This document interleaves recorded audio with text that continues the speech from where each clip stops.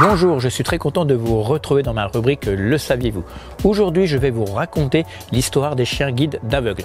Mais avant cela, je vous propose de vous abonner à ma chaîne pour voir un peu tout ce qui s'y passe et de cliquer sur la cloche pour être notifié à chaque nouvelle sortie de mes vidéos. Alors, le saviez-vous que la première expérimentation de chiens guides d'aveugles se situe en 1750. C'est à l'hôpital 1520, qui est un hôpital à l'époque spécialisé dans l'ophtalmologie.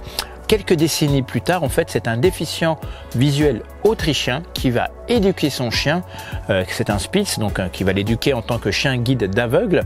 D'ailleurs, à la mort de celui-ci, il va continuer avec le chien qu'il va avoir après. Ça, c'est un caniche en fait qui va aussi éduquer. En fait, le chien guide d'aveugle tel qu'on le connaît aujourd'hui, c'est en Allemagne que tout ça a vraiment débuté.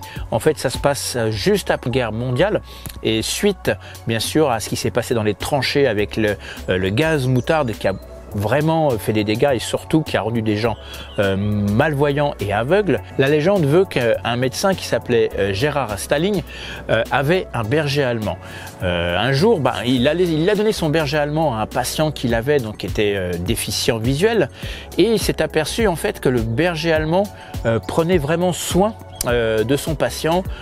Quand il marchait, le chien marchait tout près de lui, faisait vraiment attention. Et c'est de là que lui serait venue l'idée d'éduquer des chiens justement pour aider les personnes déficientes visuelles.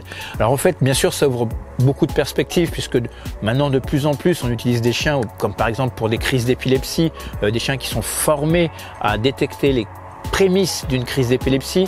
On a eu bien sûr récemment avec la pandémie du Covid des chiens qui eux aussi ont été formés justement à voir ou à sentir en tout cas bien sûr si des patients pouvaient être atteints du Covid-19.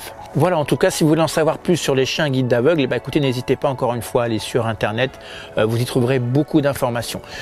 Pour ma part, c'est tout ce que j'avais à vous dire à ce sujet. C'est sur ces belles paroles que je n'ai plus qu'une seule chose à vous dire. Prenez soin de vous et surtout, prenez soin de vos chiens.